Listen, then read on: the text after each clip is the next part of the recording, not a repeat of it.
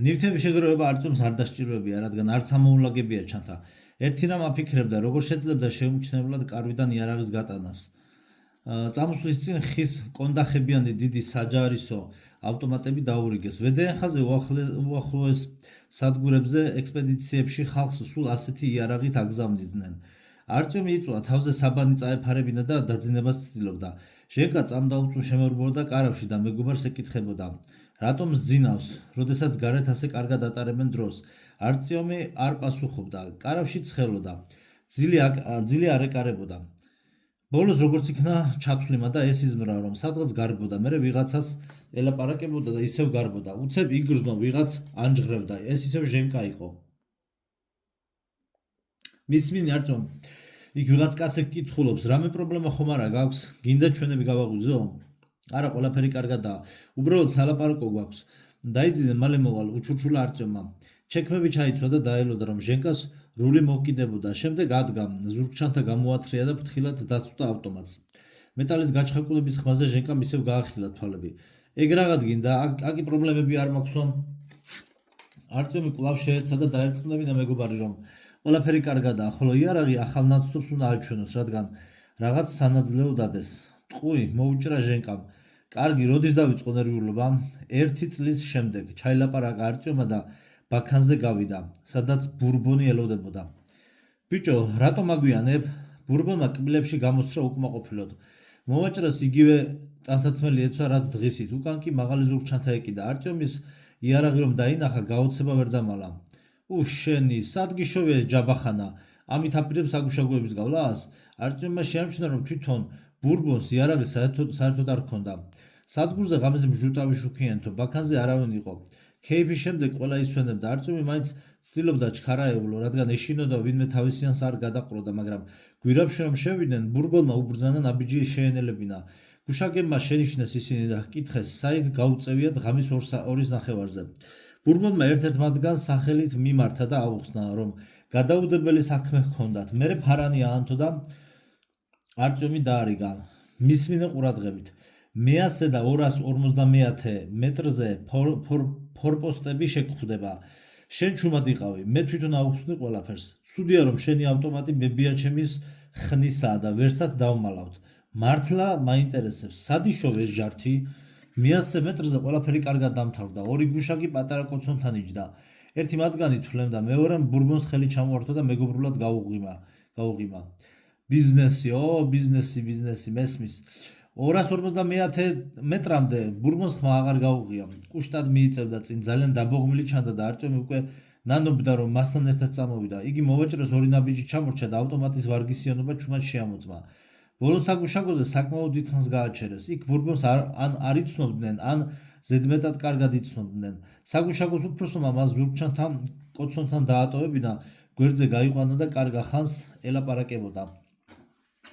არწმუნი კოცონთან იცდიდა და ცდილობდა მორიგეებს ლაპარაკში არ აყოლოდა. ისინი კი უსაქმრობისაგან იყვნენ დაღლილნი და ლაყბობა უნდოდათ. არწმუნმა კარგად იცოდა, რომ თუ მორიგეები უსაქმოდ არიან და ლაპარაკი უნდათ, ყველაფერი რიგზია და ირგვლივ სიმშვიდეა.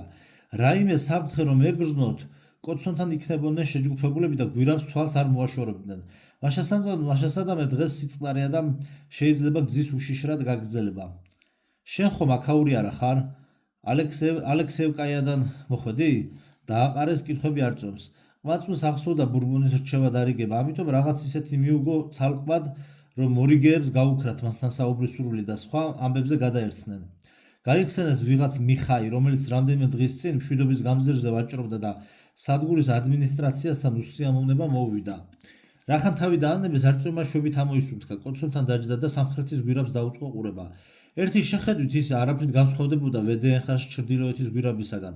ისეთივე ფართო და ბნელი გუშაგები, კოცონთან ყველაფერი იგივე, მაგრამ მაინც იყო რაღაც სხვაობა, რომლის სიტყვებით გადმოცემა ჭირდა. არწმუნს გაახსენდა მამობილის ნათქვამი, რომ მეტროში 2 ერთნაირი გვირაბი არ არსებობს.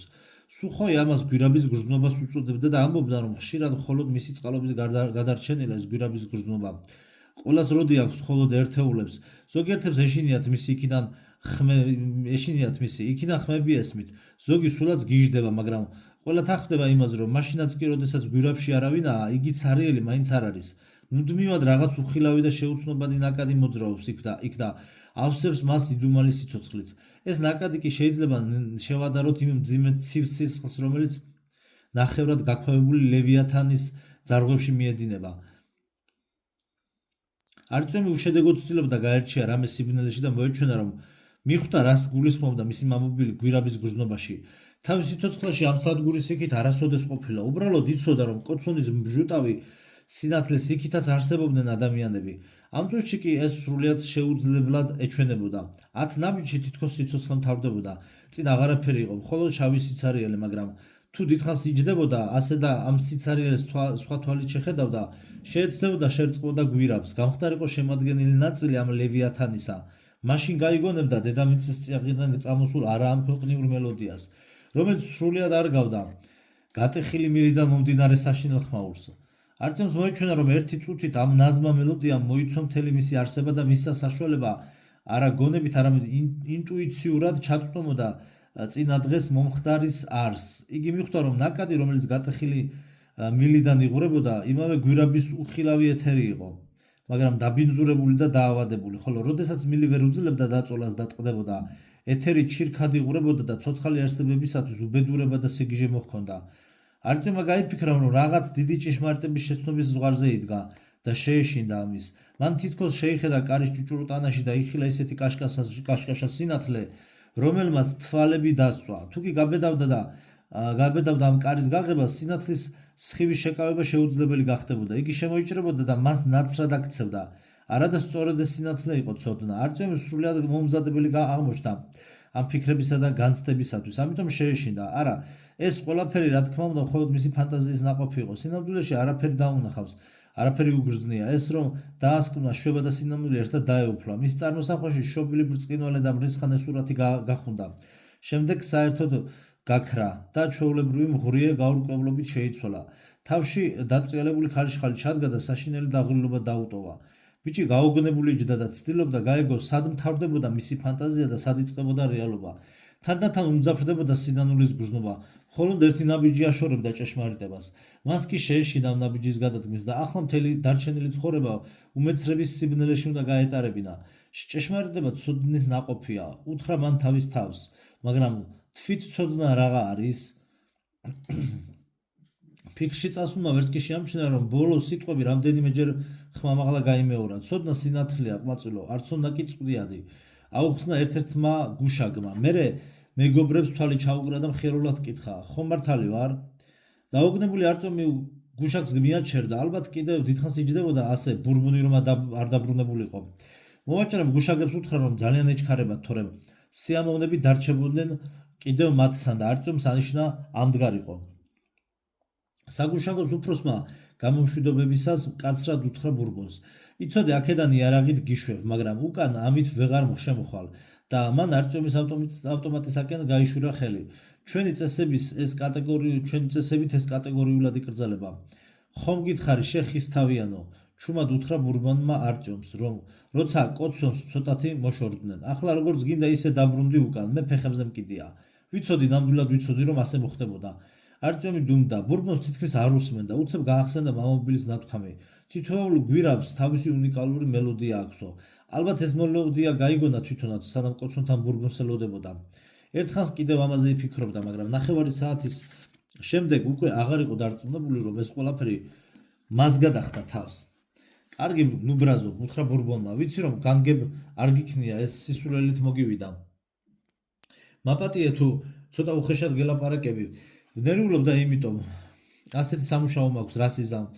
კარგია მაინც დავუძვერით, ახლა შეუჩერებლი უნდა ვიაროთ მშვიდობის გამზირამდე. იქ დავისვენებთ, თუ გზაში არაფერი შეგვემთხვა. ეს დიდ დროს არ წაგვართმევს. იმის იქით კი უფრო ძნელი იქნება. ორნი რატომ მივდივართ? კითხა არწიომმა. ვედენხადან სამზე ნაკლებს არასდროს გვიშვებენ. არიერგარდშიც აუცილებლად ვიღაცა უნდა იყოს. ქარავანში სიარული რა თქმა უნდა კარგია, მაგრამ უარყოფითი მხარეც აქვს, აუხსნა ბურბონმა. ამას მხოლოდ მაშინ მიხვდები, როდესაც საკუთარ ტყავზე გამოცდი. ადრე მეც მეშინოდა 3 კი არა 5 ან 6 შევიკრიბებოდით და ისე მივდიოდით, მაგრამ რა? გგონია ეს რამეში გიშველის? ნურას უკაცრავად ერთხელ ტვირთი მიგუქონდა და ამიტომ დაცვაც გვყავდა. ყველაფერი ისე გქონდა მოწყობილი, როგორც ამას მეცნიერება მოითხოვს. ტრეციაკოვსკიდან მივდიოდით და აი იქ ადრე იმ სადგურს მარქსისტსკაია ერქვა. ის გვირაბი თავიდანვე არ მომეწონა, რაღაც დამპლის სუნი იდგა შიგნით, თან ნისლიც იყო. 5 ნაბიჯში უკვე აღარაფერი ჩანდა, ამიტომ გადავწყვიტეთ, თოკით გადავმოდით ერთმანეთს. ნელ-ნელა მივიწევდით წინ, სიმშვიდე იყო, არავინ გვაწუხებდა. ვარაუდობდით, რომ ასე 40 წუთში მივიდოდით დანიშნულების ადგილას. მართლა მიხვედით 40 წუთში? ზრდილობისათვის კითხა არტემმა. გაცილებით უფრო ნაკლებში, ჩემო ბიჭო. სადღაც შუამდე რომ მივახციეთ, ტოლიამ, რომელიც შუაში მიდიოდა, რაღაც კითხა არიერ გარდში მყოფს. იმან პასუხი არ გასცა. მაშინ ტოლიამ თოკი მოკაჩა და ბოლო ხელში შერჩა. კაცი კი გაქრა. მოკლედ თოკი გადაღრღნილი იყო და ზედ კიდევ რაღაც საზიზღრობა ეკიდა. მეც ტოლიასთან ერთად ცენტრში ვიდექი. ის თოკი მაჩვენა თვითონ თლად კანკალებდა. 1-2 დაუძახეთ, რა თქმა უნდა, არავინ გვიპასუხა. შევხედეთ ერთმანეთს და დავაწექით, ისე სწრაფად მივედით, რომ ვერც კი წარმოგიდგენია.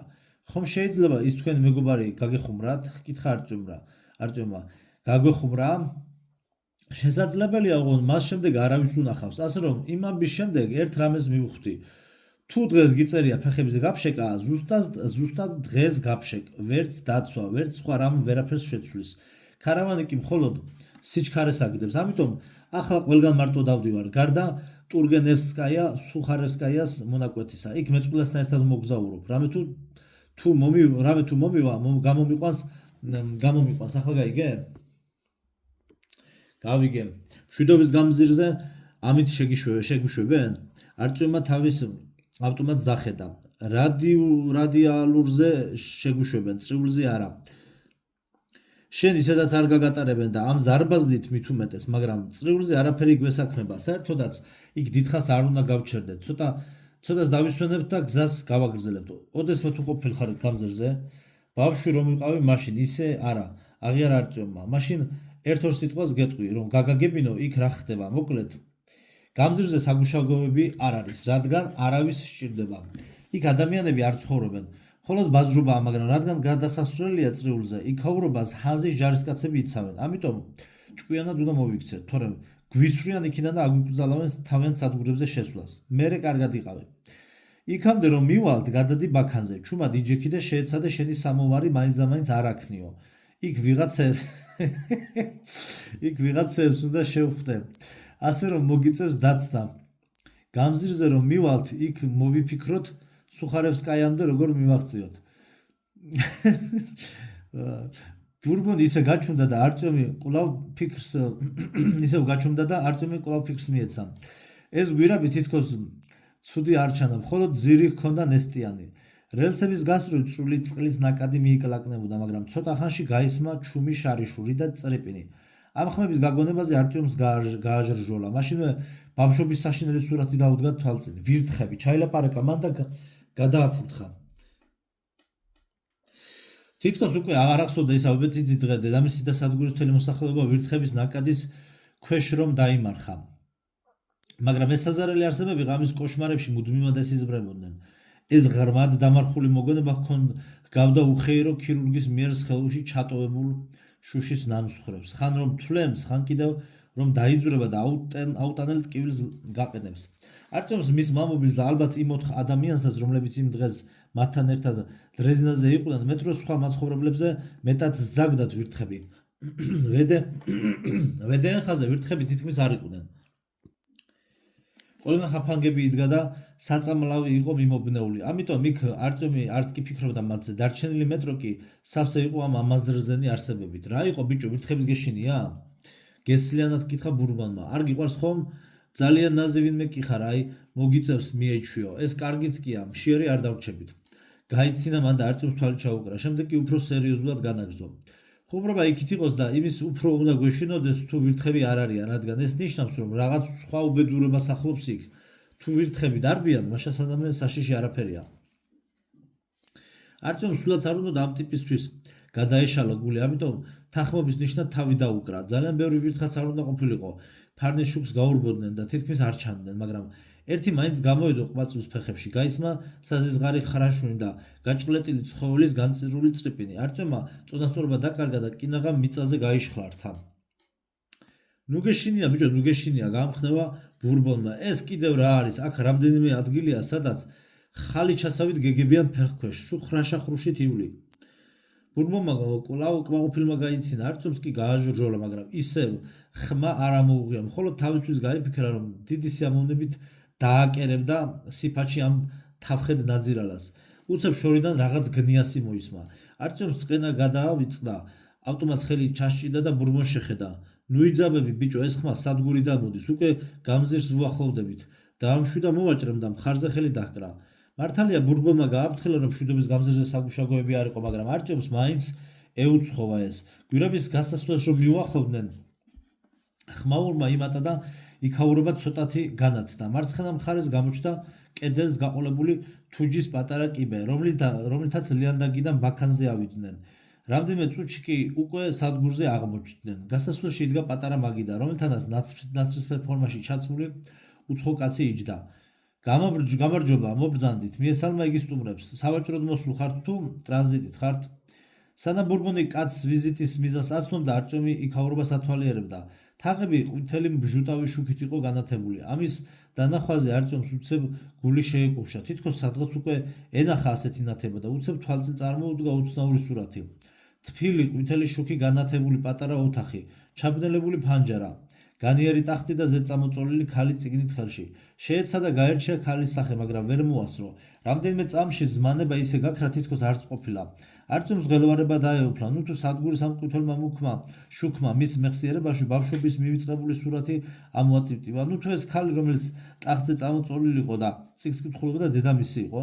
არწმუნს ერთი სული ჰქონდა სადგურზე მოხვედრილიყო, ამიტომ არ გასძალიანებია მებაჟეს, რომელმაც მოსთხოვა ავტომატის შემნახველ საკანში დაეტოვებინა. პასპორტი გამოართვა და თაღებ ქვეშ შეაბიჯა.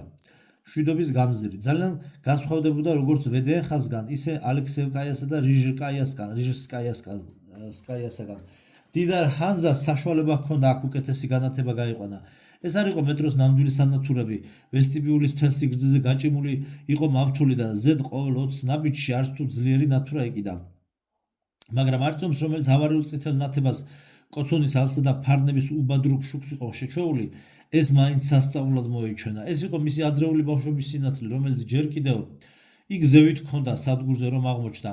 არწმუნი სხვების მსგავსად სავაჭრო რიგებისაკენ არ გაქცეულა, ბოძს მიეყრდნო. ერთხანს ასე იდგა და ნათურებს თვალს არ აცილებდა. გაგიჟდი ბიჭო, გაიგონა უცებ ბურბონის ხმა. რას მიშტერები ხარ ამ ნათურებს? გინდა დაბრმავდე? მე რა გიყო? რახანამად დაუტოვე შენი ძვირფასი ინსტრუმენტი, ერთი თვალით მაინც შეხედე იმას, რაც აქ ხდება. ნათურებზე უკეთესი სანახავი ვერაფერი მოძებნე? არწმუნმა კუშტად შეხედა ბურბონს, მაგრამ წინააღმდეგობა არ გაუწია. სადგურზე ბევრი ხალხი არ იყო, მაგრამ ყველა ძალიან ხმამაღლა ლაპარაკობდა. ამიტომ ხმაური შორიდანაც ისმოდა. მოვაჭრეები უხმობდნენ მყიდველებს და ცდილობდნენ კონკურენტებზე მეტი ეყვირათ. ორივე ლიანდაგზე იდგა რამდენიმე ვაგონი. მათ საცხოვრებლად იყენებდნენ. ბაქნის გასწვრივ ორ რიგად ჩამწკრივებულო დახლებზე სხვადასხვა საქონელი ეწყო. ერთი მხრიდან სადგურს რკინის ფარდა ეკეტავდა. მეორე მხარეს კი საცეცხლე პოზიციები მოეწყოთ. რუხი სილით სავსე ტომრები, ჭერში გაეჭიმა თეთრი ტილო, რომელზეც ამ ხაზის სიმბოლო ყავისფერი წრე იყო გამოსახული. ბოლოში ჩანდა რკინის მესერი, მის უკან კი 4 მოკლე ესკალატორი, გადასასვლელი წრიულ ხაზზე. აქედან ძლევამოსული ჰანზის ტერიტორია იწყებოდა. სადგურზე დადიოდნენ ჰანზის მესაზღვრეები, ნაცრისფერ კამუფლაჟიანი წყალგაუმტარი კომბინეზონებით და მხარზე მოკლე ავტომატებით. კამუფლაჟი რატომ არა გაქვთ ნაცრისფერი? ჰკითხა არწმუნმა ბურბონს. არიციან ფული საწაიღონ და იმიტომ ამრეზე თუ პასუხა ბურბონმა და დააყოლა. მოდი შენ ცოტა გაისერნე, მე კი ვიღაცებს უნდა დაველაპარაკო. არწმუნი სავაჭრო რიგებს გაუყვა, მაგრამ განსაკუთრებულად საინტერესო ვერაფერი აღმოაჩინა. დახლებზე ეწყო ჩაი, ძეხეული, ფარნების აკუმულატორები, ღორის ტყავის ქურთუკები და ლაბადები, დაფლეთილი უმეტესად პორნოგრაფიული შინაარსის წიგნები, ნახევარლიტრიანი ბოთლები, რაღაც საეჭვო სითხით, რომელსაც შინ ნაკეთ არყად ასაღებდნენ. შხამიანი სოკო არსად ჩანდა. არა და ადრე მისი შოვნა სულ ადვილად შეიძლებოდა. არტიომმა მაინც სადა მოისინჯა ერთი არყით მოვაჭრეს ერთ არყით მოვაჭრეს გამხდარ ლურჯ ცხვირა კაცუნას თვალი ჩაუკრა და ჩუმად კითხა. ცოტა ის ხომ არ გაქვსო? ამაზე ისეთი პასუხი მიიღო, რომ მეტად ამ საკითხით აღარ დაინტერესებულა. აქვე აეკოკოლავებინათ სტალკერების მიერ ზევიდან მოტანილი შეშის ნაჭრები და ტოტები. ისინი ძალიან დიდ ხანს იწვოდნენ და ჭვარტლი თითქმის არ ჰქონდათ. ანგარიში წორება კალაშნიკოვის ავტომატის ტყვიებით ხდებოდა. 100 გრამი ჩაი 5 ტყვი აღერდა. ერთი ძეხვი 15 ტყვია. დიდი ბოთლი არაყი 20 ტყვია. მოდი ნახე რა ქურთუკია, სულ 300 ტყვი აღერს. კარგი დაგიკლებ, 250-ად წაიღე. შეშა იაფად. 5 ნაჭერი 1 ტყვია. გაისმა აქეთ იქიდან. თვით კალაშნიკოვის ტყვიებიც აქვე იყიდებოდა. ლამაზი იყო დახლებზე ჩამწკრივებული. არწმუნს გაახსენა მამობილის სიტყვები. კალაშნიკოვს იამაყებოდა, რომ მისი ავტომატი ყველაზე პოპულარულია მსოფლიოში და ამბობდა, რომ ამ იარაღის წყალობით მისი სამშობლოს საზღვრები დაცულია. მე რომ მომეგონა ასეთი რამ, ალბათ ჭკუიდან გადავწდებოდი. ეს ხომ გილიოტინაზე უარესია, ადამიანთა მოდგმის უდიდესი ნაწილი სწორედ ამ იარაღით კვდება. ერთი ტყვია ერთი სიკვდილია. 100 გრამი ჩაი 5 ადამიანის სიცოცხლეს უდრის. ერთი ძეხვი 15-ისას. ტყავის ქურთუკზე ფასის დაკლებით 50 ადამიანის სიცოცხლე დაზოგე. ამ ბაზრის ყოველდღიური ბრუნვა ალბათ მეტროს მთელი მოსახლეობის რაოდენობას უდრიდა. ნახე შენთვის რამე? ჰკითხა დაბრუნებულმა ბურბონმა. აქ არაფერია საინტერესო, მიუგო არტიომმა. მართალია დაუდასტურა მოვაჭრემ. აქ მხოლოდ ხარახურა ყრია. ბიჭო, არის ადგილები, სადაც ყველაფერს იშოვი, რასაც ინატრებ, იარაღს, ნარკოტიკს, გოგოებს, ყალბსაბუთებს. ამ კრეტინებმა კი ბურბონმა ჰანზის დროშისაკენ გაიხედა. აქ საბავშვო ბაღი მოაწყვეს. ეს არ შეიძლება, ის არ შეიძლება. კარგი, წავიდეთ ახლა. გამოვიტანოთ შენი თოხი, გზა უნდა გავაგრძელოთ. არტიომის ავტომატი აიღეს და სამხრეთის გვირაბის წინ ქვის სკამზე ჩამოსხდნენ. აქ შუქი ისე ვეღარ სწდებოდა და ბურბონმა საგანგებოდ აირჩიეს ადგილი, თვალი რომ ნელ-ნელა შეეჩვიათ სიბნელისათვის. მოკლედ, მე თავს ვერ დავდებ, რომ ჭკუიდან არ გადავალ, დაიწყო ბურბონმა. ასეთ რამეს ჯერ არ გადავყრილვარ და ამიტომ არ ვიცი როგორ მოვიქცევი. თუ ის რაღაც გამოჩნდება ფუიეშმაკს, ჯობია არ გამოჩნდეს, მაგრამ ვინ იცის, თუ ტირილს დავიწყებ, ან ვთქვათ, დავყრუდები, ეგ კიდევ არაფერი, მაგრამ როგორც ხვდები, ყველა თავისებურად უბერავს. ჩვენი ბიჭები უკან გამზირზე აღარ გამოსულან. ალბათ ვერც სადმე სხვაგან გავიდნენ. ასე მგონია ჩვენ ამ გვირაბში მათ დღეს ვნახავთ. ასე რომ მზად უნდა იყო ყოველგვარი მოულოდნელობისათვის. ძალიან გრძნობიარე ვინმე ბრძანდები და ამიტომ გეუბნები ამას. შეიძლება მოკვლად დაგიპირო. მთავარი პრობლემა ეს არის. არც კი ვიცი რა უნდა ვქნა. კარგი ჯანდაბას, თქვა უცებ. ცუდი ბიჭი არ ჩანხარ, იმედია ზურგში არ მესვრი. ჩემს იარაღს მოგცემ შენთან იყოს, სანამ ამ გვირაბს გავივლით. ოღონდ ცუდად არ გამეხმურო. მე იუმორთან ცოტა მწყრალად ვარ. ბურბონმა ზურგჩანთიდან ჭინჭები გადმოყარა და პლასტიკატის პაკეტში შეხვეული ავტომატი ამოაძრო. ესეც კალაშნიკოვი იყო, ოღონდ დამოკლებული დასაკეცი კონდახით. აი ისეთი ჰანზის მესაზღვრეებს რომ ჰქონდათ. ბურბონმა იარაღს ჭიდი ამოაცალა, ჩანთაში ჩააგდო და ზევიდან კვლავ ტანსაცმელი დააფარა. დაიჭი. მან ავტომატი არტიომს გადასცა. ახლოს იგულე, შეიძლება დაგჭირდეს. სიტყვა არ დაამთავრა და ლიანდაგზე ჩახტა. აბა წავედით, ადრე წახვალ, ადრე მიხვალ. არტიომმა იგრძნო როგორ ეუფლებოდა შეში ვედეენხან რიშსკაიაზე რომ მიდიოდნენ. მან იცოდა რომ ყველაფერი შეიძლებოდა მომხდარიყო, მაგრამ იმ გვირაბში ყოველდღე დადიოდა ხალხი. წინ იყო დასახლებული სადგური და იქ მათ ელოდნენ. ამიტომ იქ არ ეშინოდა, უბრალოდ ცოტა უსიამოვნო გრძნობა ჰქონდა. რაც გასაგები იყო, რადგან წყნარი განათებული ადგილი და სიბნელეში შესვლა ყოველთვის უსიამოვნოა. როდესაც მშვიდობის გამზირისკენ აიღეს გეზი, იცოდა რომ ეს სადგური ჰანზას ეკუთვნოდა და იქ შეძლებდნენ დასვენებას. აი აქ კი ნამდვილად შეეშინდა. ამ გვირაბში სულ სხვანაირი სიბნელე იყო, სრული უკუნეთი. ფარნი შუქი წინ ერთ ნაბიჯზე ძლივს ანათებდა. არტიომი სმენას ძაბავდა და ცდილობდა არ გამოპაროდა იმის მსგავსი ხმაური, რომელიც რიშსკაიაზე მიმავალმა გაიგონა. მაგრამ ამაოდ ხმაც ისევე ძნელად იკვალავდა გზას ამ კუნაპეთ სიბნელეში, როგორც სინათლე. ბურბონის ნალებიანი ჩექმების კაკუნიც კი ყრუდისმოდა. მარჯვენა კედელში უცებ უშველებელი ნახრდი გამოჩნდა. არტიომი ერთბაშად ვერ მიხვდა, რომ ეს უბრალოდ ძირითადი გვირაბის განშტოება იყო. იგი შედგა და ბურბონს შეხედა. ნუ გეშინი, აქ ლიანდაგებს შორის გადასასვლელი იყო, აუხსნა მოვაჭრემ. აქედან მატარებლები პირდაპირ გადიოდნენ წრიულ ხაზზე. ჰანზა მეზგვირაბი ამოქოლა. აბა, სულელები ხომ არ იყვნენ ღიად დაეტოვებინათ. ამის შემდეგ საკმაოდ დიდხანს იარეს უხმოდ, მაგრამ ეს სიჩუმეც იმდენად მძიმე იყო, რომ არტიომმა ვეღარ გაუძლო. მისმინე ბურბონ ამბობენ, რომ ცოტა ხნის წინათ აქ ვიღაც ყაჩაღები თავს დაესხნენ ქარავანს. ეს მართალია? მოვაჭრე პასუხს აყოლნებდა. არტიომმა გადაწყვიტა, რომ მან ვერ გაიგონა. ის იყო დააპირა კითხვის გამეორება, რომ სადღაც შორიდან ბურბონის ხმა შემოესმა. რაღაც ასეთი გავიგე, მაგრამ მაშინ მე აქ არ ვიყავი, ამიტომ ზუსტად ვერ გეტყვი. არტიომი გრძნობდა, რომ სულ უფრო უჭირდა ლაპარაკი, მაგრამ მაინც ჯიუტად აგრძელებდა საუბარს. როგორ ვერავინ დაინახა? აქ ორივე მხრიდან სადგურებია, სად შეიძლებოდა გამქრალიყვნენ? იკითხა მან, მხოლოდ იმისათვის, რომ საკუთარი ხმა გაეგონა. გავიდა კიდევ რამდენიმე წუთი, სანამ ბურბონი პასუხს გასცემდა, მაგრამ არტიომი უკვე აღარ ცდილობდა მის დაჩქარებას. ტვინი თითქოს დაუმძიმდა და აზრებს ძლივს აბამდა ერთმანეთს. ამბობენ, აქ სადღაც შენიღბული ლუკია. მოესმა ისევ ბურბონის ხმა. არ ჩანს და საერთოდ შეიძლება ამ სიბნელეში დაინახო რამე? არტიომმა ძლივს გაიხსენა, რაზე ლაპარაკობდნენ 2 წუთის წინ და შეეცადა დაბრუნებოდა საუბარს, მხოლოდ იმიტომ, რომ გაქცეოდა სიჩუმეს. აქ ყოველთვის ასე ბნელა? იკითხა მან და თვითონ ძლივს გაიგონა თავისი ნათქვამი. ყურები თითქოს ბამბით ჰქონდა გამოტენილი. ბნელა? აქ ყოველთვის ყველგან ბნელა, ჩამოწვევა უკუნეთი მსოფლიოსა ზედა და გაბატონდება სამუდამოდ. ნაცვლად გაისმოდა ბურბონის ხმა. ეს რა, წიგნში წერია? ასე? შეეკითხა კვლავ არტიომი. კი მიხვდა, რომ ბურბონი რაღაც სულ სხვაგვარად ამეტყველდა, მაგრამ იმის თავიც არ ჰქონდა ეს გაჰკვირვებოდა. ხო, წიგნში გეშინოდეს ჭეშმარიტებისა, რომელიც დამარხულ არს ძველ ფოლიანტებში, სადაც სიტყვები ოქროთი არის დაწერილი, ქაღალდი კი შავია და არ იწვის. არტიომი უცებ მიხვდა, რომ ბურბონი უკვე უფრო თავის თავს ელაპარაკებოდა, ვიდრე მას. ძალიან ლამაზი სიტყვებია, თითქმის დაიყურა ყვაწილმა. საიდან არის?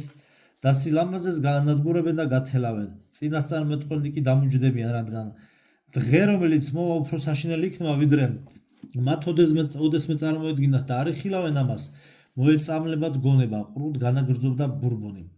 უცებ იგი შედგა, თავი მოატრიალა და არტიომს შეხედა. ყმაწვილმა გაიგონა მისი კისრის მალების ტკაცუნი. ბურბონს თვალები ფართოდ გაეხილა. გუგები კი ნემსისოდენა გახდომოდა. უცებ სახეზე არაამქვეყნიური სიმშვიდე მოეფინა. მე მოვკვდი, აღარ ვარსებობ. ეს ღა ამოთქვა და გაშოტილი პირქვე დაეცა მიწაზე. და იმავე წამს არტიომმა გაიგონა ის საშინელი ხმა, თანაც ამჯერად ხმაურმა თანდათანობით კი არ იმატა, მთელი ძალით დაეტაკა, გააყურვა და წონასწორობა დააკარგვინა. ყმაწვილი ბურბონის გვერდით დავარდა და ერთხანს ასე იწვა, რადგან ძალა არ ჰქონდა ფეხზე წამომდგარიყო. როგორც იქნა გამოფხიზლდა, ყურები თითებით დაიცო და წამოიმართა. ბურბონის ფარანს დასვდა და კედლებს მიანათა. უნდოდა გატეხილი მილი მოეძებნა, მაგრამ მილები აქ მთელი იყო. ხმაური უფრო ზევიდან მოდიოდა. არტიომი ბურბონთან დაბრუნდა. ზურგზე გადმოატრიალა და დაინახა, რომ მას თვალები ისევ ღია ჰქონდა. ყმაწვილი მის ხელს დასვდა. როგორ უნდოდა ეგრძნო თუნდაც სუსტი მაჯისცემა, მაგრამ ამაოდ ბურბონს სიცოცხლის ნიშანწყალიც აღარ ეტყობოდა. მაშინ არტიომმა მას პლავებში ხელი ჩაშჭიდა და წაათრია ისე, რომ ზურგჩანთაც კი არ მოუხსნა მისთვის. რამდენიმე ათეული ნაბიჯი ასე გაიარა. უცებ რაღაცას წამოკრა ფეხი და ძორის სუნი იგრძნო. გაახსენა ბურბონის სიტყვები დაკარგულ ამ ხანაგებზე, რომ უთხრა: ჩვენ ამ გვირაბში დღეს მათ ვნახავთო. ლიანდაგზე გაშხლართულ გვამებს თვალი აარიდა და გზა განაგრძო. მან ხომ პირობა მისცა ბურბონს, რომ აქედან გაიყვანდა. ამიტომ სხვაზე აღარაფერზე ფიქრობდა. ხმაური თანდათან მინელდა და უცებ სამარესებული სიჩუმე ჩამოვარდა. არტიომმა თავს უფლება მისცა, ცოტა ხნით შეჩერებულიყო. რელსებზე ჩამოჯდა და ბურბონის უსიცოცხლო სახეს დააკვირდა. 5 წუთის შემდეგ ისევ წამოდგა და კვლავ ბორძიკით წავიდა წინ. ღონე გამოლეული ჯიუტად მიიწევდა გვირაბის გასასვლელისაკენ. კიდევ რამდენიმე ნაბიჯი გადადგა, დავარდა და ფეხზე ადგომა ვეღარ შეძლო. მაშინ ბურბონს საყელოში ხელი სტაცა და გზა ფორთხვით განაგრძო. მე მივალ, ეუბნებოდა თავის თავს, თუმცა თვითონვე აღარ ჯეროდა ამის. ძალღონე მთლად გამოელია, ავტომატი გადმოიღო, 1-2 გაისროლა და როგორც შეძლო ხმამაღლა დაიძახა. სანამ გონებას დაკარგავდა, გაიგონა, როგორ დარბოდნენ და წრიპინებდნენ ვირთხები. არავინ იცის, რამდენ ხანს ეგდო ასე უგონოდ. მინათებულმა ფარნის სხივმა გამოაფხიზლა. თვალი გაახილა და დაინახა ხანში შესული კაცი, რომელსაც ხელში უცნაური ძველებური თოფი ეკავა. ჩემო ნორჩო მეგობარო, მიმართა მან არტიომს. შეგიძლია აქ დატოვო შენი ამ ხანაგი, იგი მკვდარია, როგორც რამზეს მეორე. გინდა რომ მაგ დარჩე, რათა შენი სული რაც შეიძლება მალე შეუერთდეს მის სულს. თუ იგი თანახმარო ცოტა ხანს დაგელოდოს, დამეხმარეთ რომ იგი სადგურამდე მივიტანოთ, სუსტი ხმით სხვა არწმუნა უცნობს. წუხვა რომ თქვენს წინადადებას მხარს ვერ დავუჭერ, უპასუხა უცნობმა. მე კატეგორიულად წინააღმდეგი ვარ იმისა, რომ სუხარევსკაიას სადგური საძვალედ იქცეს. ისედაც არ არის მაინც და მაინც კომფორტული. იქამდე რომც მივიტანოთ, ვერავინ იკისრებს მისი უკანასკნელ გზაზე სათანადოდ გაცილებას. ამიტომ არ აქვს დიდი მნიშვნელობა იმას, აქ გაიხსნება მისი სხეული თუ სადგურზე. მისი უკვდავი სული ხომ უკვე შემოქმედთან წავიდა. ან გარდაისახა. გააჩნია რომელი აღსარებლობისა იყო თქვენი გარდაცვლილი მეგობარი. თუმცა ყველა რელიგია ცდება. მე პირობა მივეცი მას, არ ეშვებოდა უცნობს არჭომი. ჩვენ შევთანხმდით. უცნობს სახეზე უკმაყოფილება დაეტყვა. ძვირფასო მეგობარო, ჩემი მოთმინება იწურება. მე არ ვეხმარები მიცვალებულებს, რადგან ძალიან ბევრ ცოცხალ ადამიანს ესაჭიროება შველა. მე სუხარევსკაიაზე ბრუნდები, გვირაბში დიდხანს ყოფნისაგან რევმატიზმი მეწყება. გირჩევ აქ დარჩე, თუ გინდა შენს მეგობარს მალე შეხვდე. ამაში ვირთხები და მსგავსი არსებები დაგეხმარებიან. თუ საკითხის იურიდიულ მხარე გაწუხებს, იცოდე რომ ხელშეკრულება ბათილად ითვლება მას შემდეგ, რაც მისი დამდები ერთ-ერთი მხარე კვდება. თუ შეთანხმებაში რაიმე სპეციალური დათქმა არ არის. მაგრამ ასე ხო ვერ მივატოვებთ, ის ხომ ცოცხალი ადამიანი იყო, ვირთხებს ხო ვერ დავუკვდებთ. არ ეშვებოდა არწმუნი. უცნობა სკეპტიკურად ჩაათვალიერა ბურბონის გვამი. ის უეჭველად ცოცხალი იყო, მაგრამ ახლა მკვდარია. ეს კი ერთი და იგივე არ არის, თქვა მან. თუ მოინდობებ, მე შეგიძლია დაბრუნდე აქ, დაანთო კოცონი და დაწვა, ან სხვაგვარად დაკრძალო. ახლა კი ადექი. უბრძანა მან არწმუნს და ჭაბუკინ უნებურად წამოდგა. უცნობა ბურბონს ზურგჩანთა მოხსნა და მხარზე მოიგდო. არწმუნს ხელი გაუყარა და ის სწრაფი ნაბიჯით გაემართა გასასვლელისაკენ. არწმუნი თავიდან გაჭირვებით მისდევდა, მაგრამ ნელ-ნელა მომჯობინდა. თითქოს უცნობის ენერგია გადაედო. ფეხები აღარ სტკიოდა, გონებაც დაუბრუნდა. უკეთ დააკვირდა თავის მხსნელს. კაცი 50 წელს გადაცილებული ჩანდა, მაგრამ ეთყობა ძალიან ხნედ გრძნობდა თავს. მოკლედ შეკრეჭილი ჭაღარა შერეული თმა ჰქონდა. სუფთად იყო გაპარსული, მხოლოდ ნიკაპზე დაეტოვებინა პატარა აკურატული წვერი. საერთოდაც ძალიან პეწიანად გამოიყურებოდა. რა დაემართა შენ სამხანაკს? კითხა უცნობა არჭომს. გონი თავს არავინ დაგხსხმიათ. რამით ხომ არ მოწამლეს? არ მინდა ვიფიქრო, რომ იმით მოკვდა, რისი ეჭვიც მაქვს. არა, თავს არავინ დაგხსხმია. უპასუხა არჭომმა. თვითონ მოკვდა, გრძელი ამბავია, მერე მოგიყვებით. უეცრად გვირაბი დამთავრდა და ისინი სადგურზე აღმოჩნდნენ. არჭომს ძალიან გაუკვირდა, რომ სინათლე არ სტადენთო. შუქი არა გააქვთ? იკითხა მან. აქ არ არის ხელისუფლება, უპასუხა მისმა მხსნელმა. ამიტომ არავის შეუძლია მისცეს აქაურ მაცხოვრებლებს სინათლე. ყველა იძულებულია თვითონ იშოვოს განათება. ზოგი არ ხერხებს ამას, ზოგი კი ვერა. მე პირველ კატეგორიას განვიკუთვნები, ასე რომ შეგიძლია მშვიდად იყო. არჭომის მხსნელი ბაქანზე ავიდა და ჭაბუკს ხელი გაუწოდა. თაღი გაიარეს და დარბაზში შევიდნენ. აქა-იქ რამდენიმე პატარა კოცონი ენთო. დანარჩენი სივრცე აბსოლუტურად ჩაბნელებული იყო. არჭომა ძლივს გაარჩია კოცონებთან შეჯგუფებული ადამიანები. ზოგს პირდაპირ იატაკზე ეძინა, ზოგიც რაღაცას საქმიანობდა, მაგრამ ყველა ცდილობდა დარბაზის შუაგულს არ გასცილებოდა. არჭომის მხსნელმა იგი მოშორებით დამთებულ სხვებზე უფრო დიდ კოცონთან მიიყვანა. ოდესმე ამ სადგურს ცეცხლი წაეკიდება და გადაბუგავს. უნებურად წამოსდა არჭომს. ეს 420 დღის შემდეგ მოხდება, მშვიდად მიუგო უცნობა. ასე რომ გირჩევ, იმ დრომდე დატოვო აქაურობა. მე ნამდვილად ასე მოვიქცევი. საიდან იცით ეს? კითხა გაუგზავნებულმა არჭომმა და მყისვე გაახსენა ყველაფერი. თუ რამე ჰქონდა გაგონილი მაგებზე, ექსტრასენსებზე და წინასწარმეტყველებზე. გული მეუბნება ამას, შფოთავს და მეც არ მასვენებს. გაუღიმა უცნობა. მორჩა, ახლა უნდა დაისვენო. დაიძინე, მერე კი უკეთ გავიცნოთ ერთმანეთი და ვისაუბროთ. არწმუნმა უცებ საშინელი დაღლილობა იგრძნო. იმ დღეს გადატანილი ყველა კოშმარი ისევ დაუდგა თვალწინ. ამიტომ უსიტყვოდ დაეშვა კოცონთან გაშლილ ბრეზენტზე და თავქვეშ ზურგჩანთა ამოიდო. ერთი წუთის შემდეგ მას უკვე ეძინა.